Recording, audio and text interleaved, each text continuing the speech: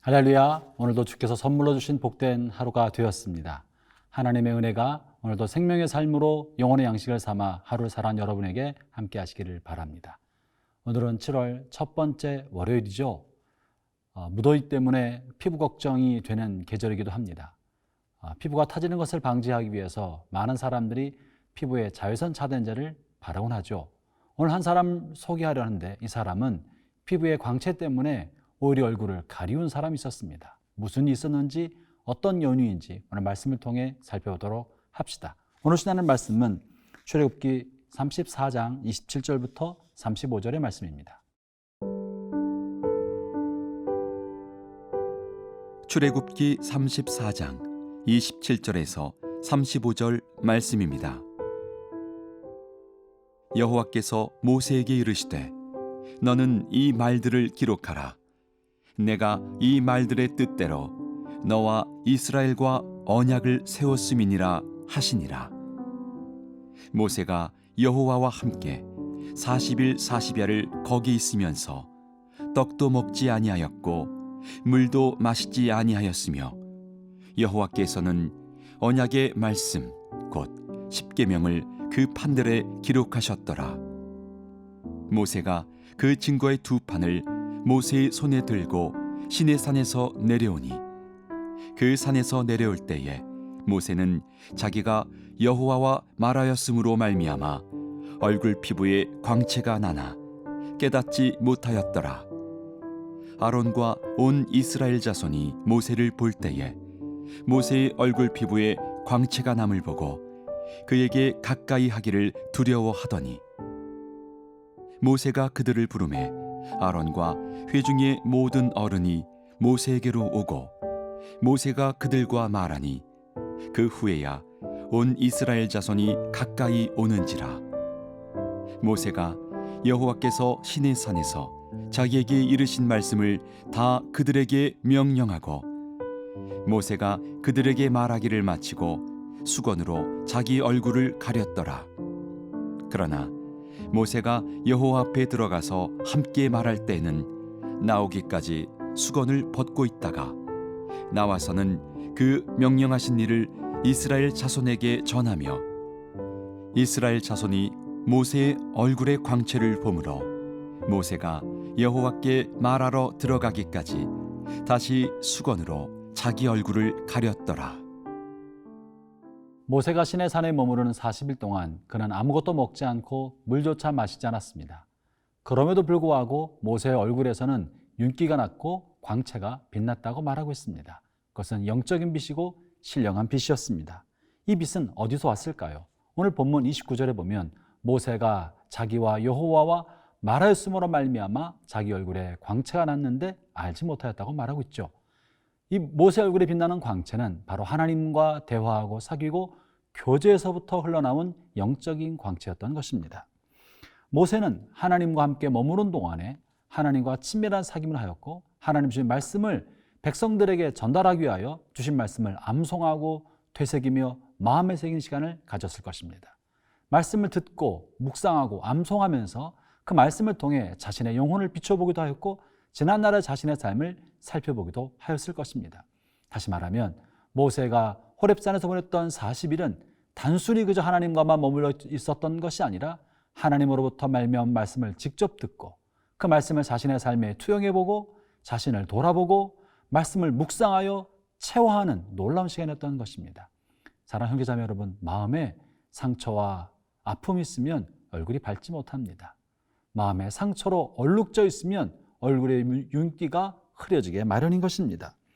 죄악의 찌꺼기가 마음과 생각을 덮고 있으면 얼굴이 어둡게 마련입니다. 욕심과 이기심과 음란한 생각이 마음과 생각을 덮고 있다면 눈에는 욕심과 시기의 빛이 서리고 새끼가 빛날 수밖에 없지 않겠습니까? 그런데 하나님의 말씀의 빛이 우리 영혼에 비춰 들어와 죄악과 정욕과 욕심을 몰아내고 과거의 아픔과 상처를 치유하면 윤기가 납니다. 밝아집니다. 환해집니다. 영적인 빛이 우리의 육체를 덮게 되고 마음을 사로잡게 되는 것입니다. 모세는 하나님과의 사귐으로 인하여 생겼던 영혼의 빛이 그 얼굴에 빛나게 되었던 것이죠. 아마도 우리가 이런 경험이 있지 않을까 생각이 됩니다. 꽃향기가 가득한 방에 오랫동안 머물러 있으면 처음에는 향기를 맡을 수 있게 되지만 오랫동안 있으면서 향기를 무디게 느끼게 됩니다. 자기는 이제 더 이상 향기를 맡지 못하게 되죠. 그러나 그 향기에 오랫동안 머물러 있으므로 옷과 온몸에는 꽃향기가 잔뜩 배이게 됩니다. 자신은 그 향기를 맡지 못하지만 주변 사람들은 그 사람의 몸과 옷에 배어있는 꽃향기를 맡을 수 있게 되는 것과 같습니다. 주님과 오랫동안 사귀고 머물러 있었더니 모세의 온몸과 그의 얼굴과 피부는 주님으로 인한 영광의 광채가 빛나게 되었던 것입니다. 형제자매 여러분, 여러분의 삶에도 주님과 친밀한 사귐, 깊은 사귐이 있기를 바랍니다. 금목자학이란 말이 있지 않습니까?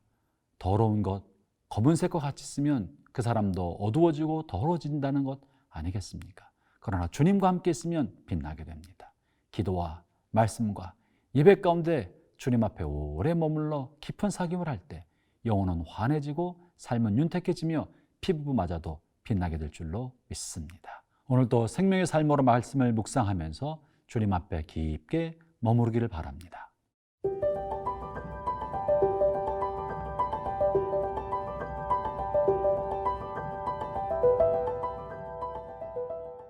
모세는 자기 얼굴에 놀라운 광채가 나타났지만 모세 자신은 그것을 알지 못했습니다.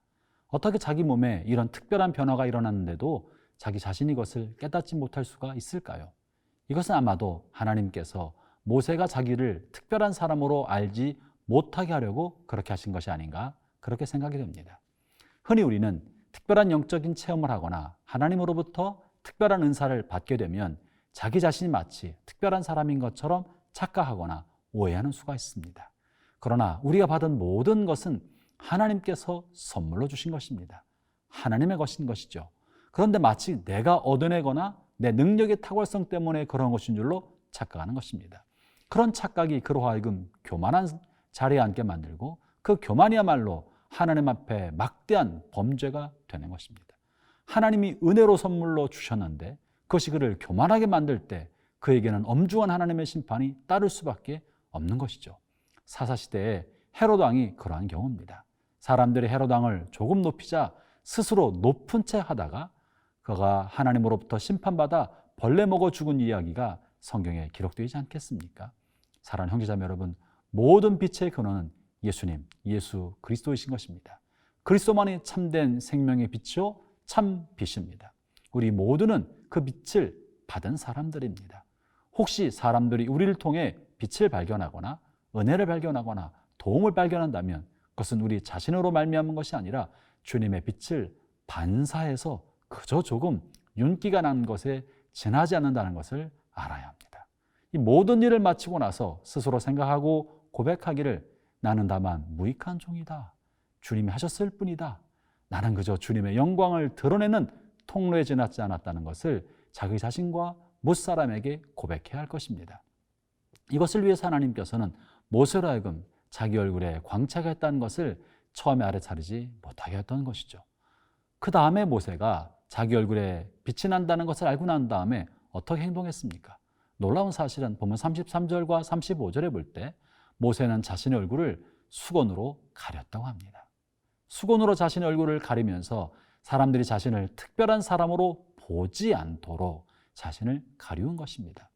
혹이라도 나에 있는 특별한 어떤 무엇이 다른 사람들이 나에게 다가오는 것을 주저하게 만들고 거리를 두게 만든다면 이것은 오히려 하나님의 영광을 가리게 되고 나 자신을 스스로 특별하게 여기게 될지도 모릅니다.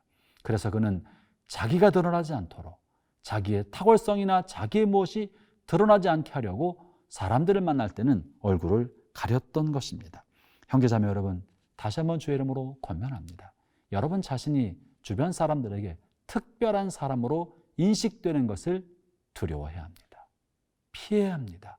겸손해야 할 줄 아는 것입니다. 모든 재능과 모든 은사와 모든 능력은 다 하나님이 주신 것이요 하나님의 영광을 위한 것인데 그것을 마치 내 것인 양 가로챈다면 이것은 하나님 앞에 얼마나 부끄러운 일이 되겠습니까? 우리는 다만 우리가 받은 은혜가 다른 사람보다 많은 것뿐입니다. 그 은혜를 하나님의 영광을 위하여 사용하고 하나님께 영광을 돌려야 되지 않겠습니까? 예수님께서도 광채 안에 계신 분이시고 세상의 빛 그 자체이셨지만 그분이 땅에 오셔서 죄 많은 인간들과 함께 사실 때 예수님은 자신의 모든 빛을 감추셨습니다. 그저 그분은 영광의 빛 가운데 계신 분이었으나 구릿빛, 갈색 인간의 몸을 입고 사람으로 되어 오셨고 아무도 예수님을 특별한 사람으로 알아보지 못하게 하셨던 것입니다. 이 모든 것은 오직 하나님만 영광받고 사람들과 함께 살아가는데 방해가 되지 않도록 자신을 낮춘 것입니다. 그만큼 하나님을 경외한 사람들이 가져야 할 가장 중요한 덕목은 자신을 낮추고 하나님만 높이는 겸손한 마음의 태도인 것입니다. 오늘 모세를 통해 볼 수 있는 중요한 사실은 놀라운 영적 체험을 했다 할지라도 자신을 낮추고 수고 노력하려서 사람들에게 특별한 존재로 인식되지 않는 것이 좋다는 것입니다. 형제자매 여러분, 여러분의 삶을 통해 오직 예수님만 드러나도록 기도합시다. 우리는 감추어주고 오직 예수님의 영광의 빛만 나타나도록 갈망합시다. 주님의 영광의 빛이 비춰질 때 우리 영혼의 오염된 것과 불순물은 사라지게 되고 생명의 환희가 넘쳐나게 되며 무사람을 섬기는 영광의 빛이 드러납니다. 오직 나는 죽고 그리스도만 살아가는 복된 하루가 되시기를 주의 이름으로 축원합니다.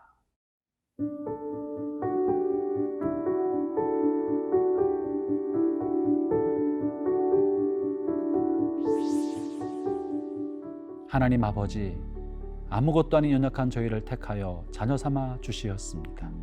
생명의 빛을 비추어 주셨고 영생의 빛을 비추어 주셨습니다. 받은 것이 많고 받은 은혜가 크오니 우리의 삶의 모든 자리에서 겸손한 마음과 온유한 심령으로 다른 사람을 대하게 하여 주시고 우리의 삶을 통해 오직 하나님만 나타나고 그리스도만 영광받는 이 하루가 되게 하여 주옵소서. 예수님 이름으로 기도합니다. 아멘.